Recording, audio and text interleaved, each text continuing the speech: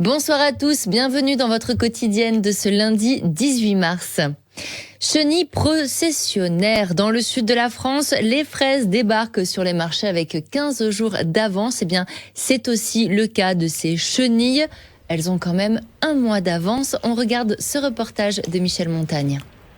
Le parc Saint-Exupéry est un charmant petit espace boisé situé juste derrière l'hôtel de ville. Beaucoup de vitrolés et leurs enfants se retrouvent sous les nombreux pins qui le parsèment, des pins qui abritent justement la chenille processionnaire, friande de ses aiguilles. Un voisinage qui inquiète toujours un peu les parents, à l'image de Salima. Oui, c'est gênant déjà pour les animaux domestiques parce que des fois ils sont attirés par ces bestioles-là et après ça peut leur faire des allergies. Et même nous pour les enfants, quand on se promène, ils marchent dessus, puis des fois les chaussures sont infectées de ces bestioles. Et pareil, ça peut porter des allergies, même au sol, rien que là en arrivant sur mon chemin, j'en ai vu, vraiment des belles files de chenilles. Et ouais, il faut les éviter. Pareil, moi ça m'embête, je suis avec la poussette, par exemple, je roule dessus. Pour les habitants, il faut quand même prendre des mesures pour qu'on puisse quand même circuler et profiter des parcs de Vitrolles tranquillement et sereinement. Et justement, quasiment tous les pins du parc sont cerclés par des boîtiers éco-pièges qui ont fait leurs preuves. Par ailleurs, 128 pins ont été échenillés, on coupe la branche qui porte le nid et on brûle l'ensemble. Petite innovation, la commune a également installé des nichoirs à mésanges. Les mésanges, presque maintenant tout le monde le sait, viennent manger les chenilles.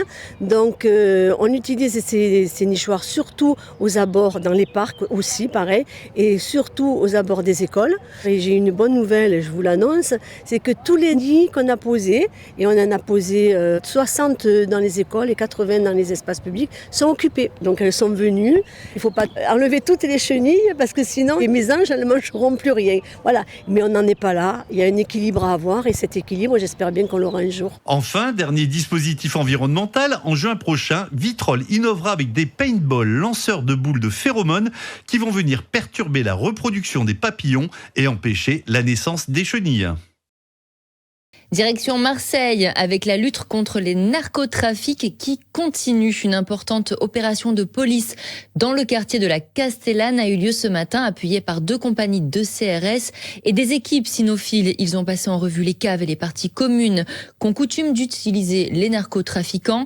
Le contexte est d'une violence extrême. Pour rappel, l'année 2023 fut la plus sanglante avec 49 personnes tuées, dont 4 victimes collatérales, 123 blessés dans la guerre des territoires opposants, les gangs rivaux. Demain, une double visite ministérielle devrait se tenir sur place. La rédaction de Maritima sera également présente. 9000 participants hier pour le carnaval de la Plaine. Comme chaque année, ce carnaval populaire est l'occasion pour leurs participants de faire la fête tout en faisant passer des messages. On écoute les carnavaliers. Je viens accompagner un ami. Et donc du coup moi je viens pas du tout de Marseille, j'ai vu surtout le film documentaire de la lutte contre le projet d'aménagement de la Plaine. Et du coup j'accompagne le collectif La Chômeuse Conne, enfin un ami qui représente le collectif et être ensemble et faire passer le message en même temps. Ouais. Moi ça a été ma découverte de Marseille il y a 5 ans, je suis venu ici je fais partie d'une chorale de chant révolutionnaire. Et à Marseille, il y a la Lutte Enchantée, qui est une chorale historiquement qui fait plein de choses. Et du coup, on est venus, nous, avec les copains, les copines de la Drôme. Et on est tombé sur ce carnaval. Moi, Marseille, ça m'a tout de suite subjugué. Ces rues animées, ces tags, et la Plaine particulièrement, où ça vit, ça mélange, ça brasse, ça revendique. Je m'y suis senti bien. Je ne connaissais pas, moi je l'avais jamais fait parce qu'en fait à la même date à Montgenèvre, on a la Grande Maraude pour les exilés, pour les frontières. Et c'est la première fois que je viens et je suis super contente, c'est génial, ça donne envie de faire ça partout. Et puis faire passer des messages et montrer que une lutte peut être festive et conviviale et égalitaire. Un carnaval tout de même placé sous haute surveillance. Les forces de l'ordre ont investi la place Jean Jaurès vers 22h30 et ont dû intervenir pour disperser quelques individus hostiles et permettre aux pompiers d'éteindre les feux sur place. Le bilan fait état de 2 personnes interpellées, 3 policiers blessés légers et 10 départs de feu. Grand mouvement de grève et manifestation espérée demain par les personnels de la fonction publique à l'appel d'une intersyndicale. Il s'agit d'une réponse aux annonces du gouvernement au sujet de la réforme d'un plan qui détermine les rémunérations et pensions des fonctionnaires. Explication, Sophie Noël, enseignante en histoire-géographie à Martigues. L'idée, c'est d'avoir une part modulable au mérite qui serait plus importante dans notre rémunération. Donc si vous prenez des missions supplémentaires, vous faites des heures supplémentaires, votre salaire augmentera. Sinon, tant pis pour vous, travaillez plus pour gagner plus. On retrouve un vieux slogan de nos anciens présidents qui est quand même assez récurrent dans ces dernières années. Or, aujourd'hui, ce que l'on entend, c'est que les fonctionnaires français travaillent beaucoup, que les fonctionnaires français sont épuisés et qu'ils ne peuvent pas travailler plus, notamment nous, dans le secteur de l'éducation nationale. Il est prouvé, malgré tous les discours très populistes que l'on peut entendre sur les plateaux de télé, que nous travaillons beaucoup plus que la moyenne des enseignantes et enseignants de l'OCDE. Donc nous ne pouvons pas faire plus aujourd'hui. En fait, nous, ce que l'on demande, c'est un dégel de l'indice pour pouvoir avoir un rattrapage par rapport à l'inflation de nos pensions. Et nous considérons que notre travail, en fait, justifie déjà cette augmentation. Nous n'avons pas à travailler plus pour être payés plus. Et c'est pour ça que nous serons toutes et tous dans la rue demain. La manifestation démarre demain à Marseille à 10h30 devant l'église des Réformés, en haut de la Canebière. À Fos-sur-Mer, une marche d'opposition se déroulait hier contre le projet Ivance. Ivance, c'est l'installation d'une usine Seveso, productrice d'hydrogène, au beau milieu des étangs de Lavalduc et de Langrenier, avec la création d'une centrale photovoltaïque de 500 hectares sur ces étangs. Reportage Alison Steckman et Joe Temple. Nous, on estime que c'est une aberration complète, c'est une course folle vers l'or vert. L'or vert, c'est l'hydrogène, puisqu'on ne parle plus que d'hydrogène aujourd'hui. Alors qu'en face de nous, sur la zone portuaire de Fos, il y a 5000 hectares disponibles où l'on peut installer, pourquoi pas, une usine photovoltaïque sur ces friches industrielles, mais qui ne dégradent pas la nature. Ici, on est à proximité d'habitation, on est à proximité du site de Sainte-Blaise, qui est un site archéologique au monument historique. On est à côté de la forêt de Castillon. On est dans un environnement qu'il faut protéger. Nous, notre position à Génération Écologie, c'est simple. C'est de dire les étangs de Istres, Saint-Mitre, Port-de-Bouc jusqu'à Fos doivent être protégés. Non seulement protégés, mais réhabilités. Alors, Ivance n'est pas le seul projet clivant à Fos-sur-Mer. Une réunion publique est prévue pour une autre gigafactory à venir nommée Carbon. Il serait également question de panneaux photovoltaïques. Réunion publique prévue après-demain, mercredi donc, à 18h, à la Maison de la Mer et du Sport à Fos. L'année 2024 sera marquée par de gros chantiers pour la SNCF en région Sud. On écoute Jean-Pierre Sérus, vice-président de la région, en charge des transports, au micro de Bérénice Vazac.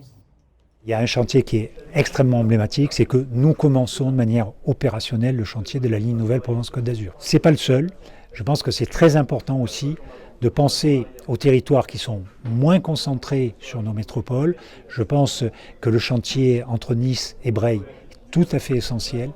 Les études que nous menons aujourd'hui sur les autres lignes de desserte fine, je pense à la Côte Bleue, je pense à l'Étoile de Veynes, je pense à l'ensemble de nos réseaux sur ces lignes de desserte fine, je pense qu'ils sont tout à fait essentiels.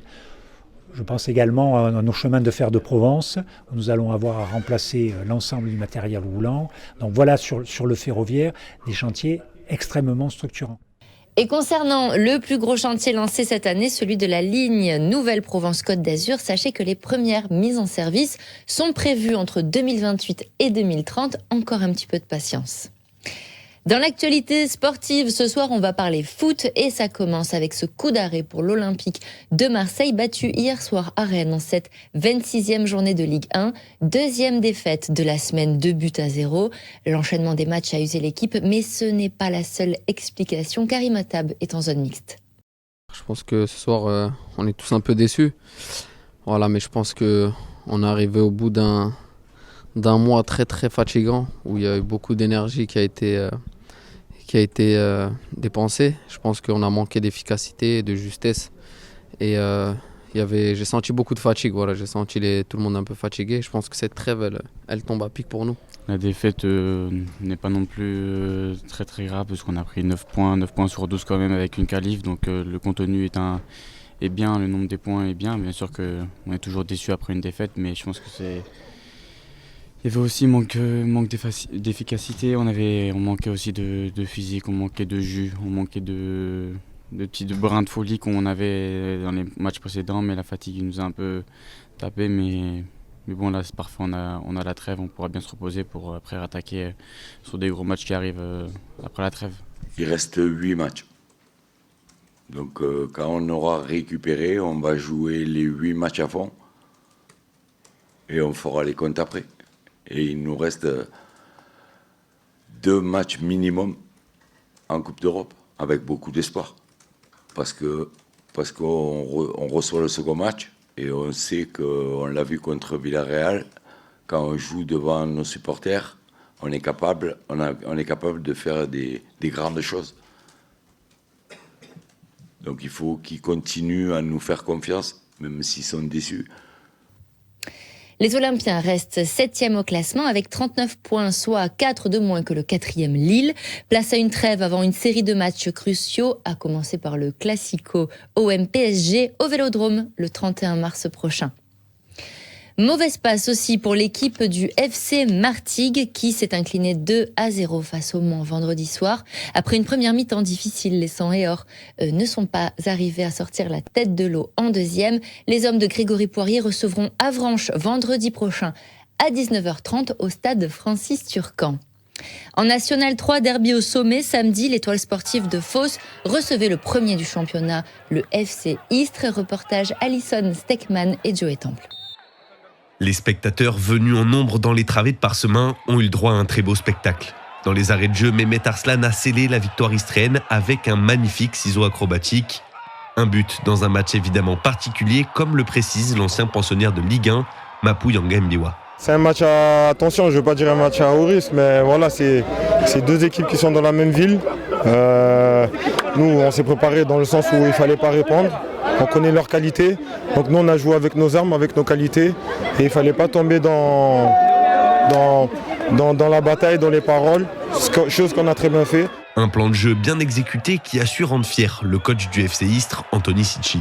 Ce que j'aime aussi, c'est l'état d'esprit, parce que fin de match encore difficile, où on a des blessés, on finit le match quasiment à 9, avec un joueur qui sort blessé et un autre sur le terrain qui est plus en capacité de jouer. Et voilà, j'ai des garçons exceptionnels, sur ça je peux rien leur reprocher. Ambiance bien différente chez l'Étoile sportive phocéenne qui n'a pas réussi à briller devant son public. Non, on n'a pas fait défensivement, on n'a pas fait ce qu'il fallait. On a été trop fébrile défensivement. Sur chaque attaque, on a pris des buts. Ils ont 3 attaques et 3 buts. Donc, quand on fait ça, c'est pas possible à ce niveau. J'ai plus de regrets sur le match aller que sur le match retour, puisque même si on s'est créé des situations, défensivement, on a été trop juste.